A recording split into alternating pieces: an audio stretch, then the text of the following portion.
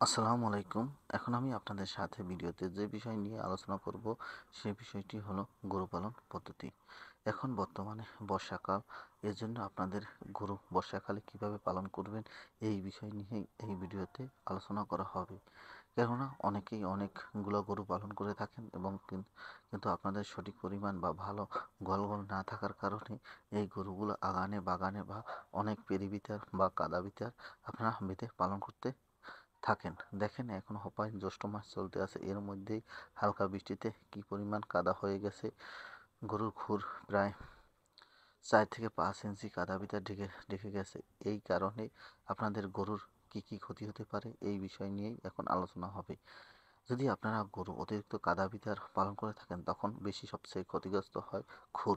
খুরে নানান রকমের রোগ দেখা দিতে পারে, খুর পচে যেতে পারে বা খুরে ঘা হতে পারে বা খুরা রোগের মতন আক্রান্ত হতে পারে। এরপর যে সমস্যাটি রয়েছে এটি হলো অতিরিক্ত ঠান্ডা। কেননা গরু কাদার ভিতর বেশি সময় থাকলে গরু শুতে পারে না বা বিশ্রাম নিতে পারে না। এজন্য গরুর সঠিক গ্রোথ বা স্বাস্থ্য সঠিক থাকে না। এই কারণেই বেশি সমস্যা হয়ে থাকে এবং গরু যদি বেশি পর বা অনেকক্ষণ পর যদি শুয়ে পড়ে কাদার মধ্যে তাহলে গরুর ঠান্ডা লাগার সম্ভাবনা বেশি থাকে। এজন্য আপনারা সবসময় গরুর গোয়াল ঘর সবসময় একটু ভালো করে ইট দিয়ে বা যেখানে বৃষ্টির পানি বা কাদা হতে পারে না এরকম স্থানে গরু পালন করবেন, তাহলে সবচেয়ে বেশি ভালো হবে। আর এই সব স্থানে যদি পালন করে থাকেন গরুর অনেক প্রকার রোগ থেকে আপনি মুক্তি পাবেন। কেননা গরুর গরজ সঠিক থাকবে, গরুর আপনি যা খাওয়াবেন সেই খাওয়ানোই গরুর স্বাস্থ্য ভালো থাকবে, স্বাস্থ্য কমবে না।